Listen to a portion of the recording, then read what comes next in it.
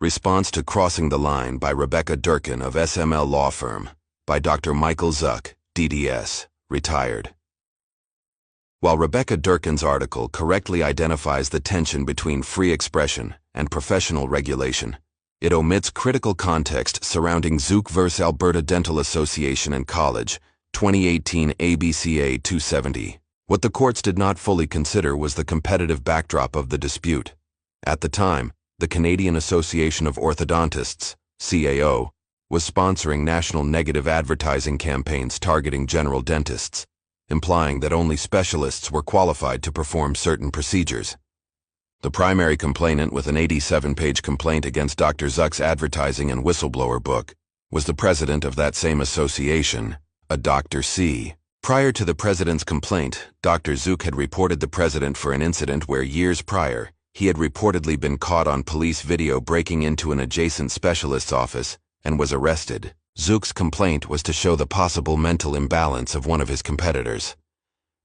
This competitor sued to pressure Zuck to withdraw the complaint, which he refused to do, and eventually the dental professional whose office was broken into provided a statement confirming the incident in fact did occur.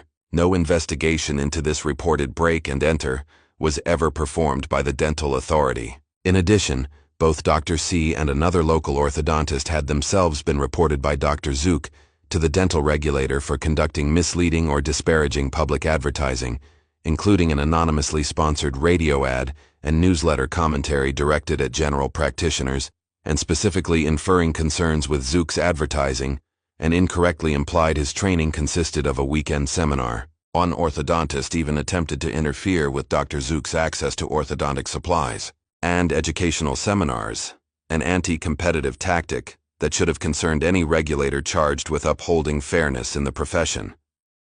Dr. Zuck contacted the Competition Bureau to report the pattern of conduct, and it did issue a statement of concern that was published.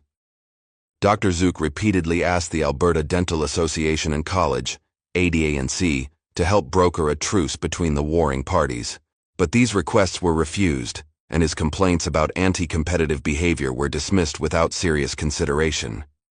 In this context, the use of the phrase veneer Nazi in Dr. Zuck's banned book, though clearly inflammatory, was not a random insult.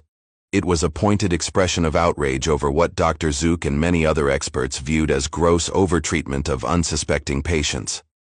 Ironically, the ADA and CES own newsletter had criticized excessive cosmetic dental work in similar terms 3 years earlier, long before his 2010 book. To further support concerns about overuse of veneers being a shared concern with the Alberta regulator, it had already charged a dentist for instant orthodontics with porcelain restorations and fined the dentist $100,000 and forced her to refund the patient $13,000 for the treatment. To pretend this trend of over-drilling was not an actual threat to public safety was preposterous. The courts were misled into thinking the main concern was the embarrassment to the profession from a whistleblower book and criticism of the authority.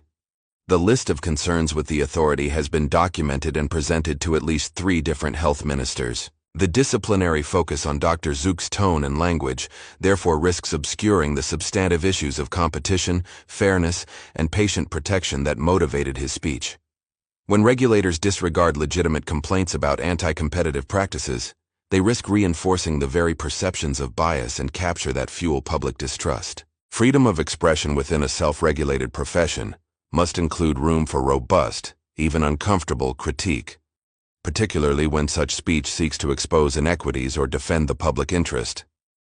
Dr. Zuck openly embarrassed many of the dentists on the council and acting as tribunal members with their own violations of the advertising guide to prove the regulation was selectively applied as punitive punishment simply because they had the power. The advertising guide included bans on free consultations and photographs of dental treatment. After Dr. Zuck was found guilty of the advertising violations, the dental college quietly tossed the whole advertising guide and refused to comment on what grounds this was done. It should also be noted that no complaints about Dr. Zuck's treatment were ever received from any of his dental patients, and a review of his cases by the college's own expert suggested the treatment was excellent, and patients understood the approach he was using often had different goals than a specialist may use. In professional regulation, civility should be encouraged, But silencing dissent is far more corrosive to public trust than strong words spoken in frustration at systemic injustice.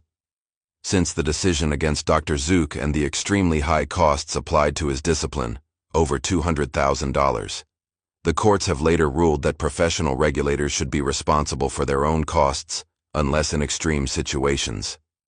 At the time of production, Dr. Zook continues to appeal the costs and dedicates free time to lobbying the health minister about concerns in his profession and specific shortfalls in Alberta.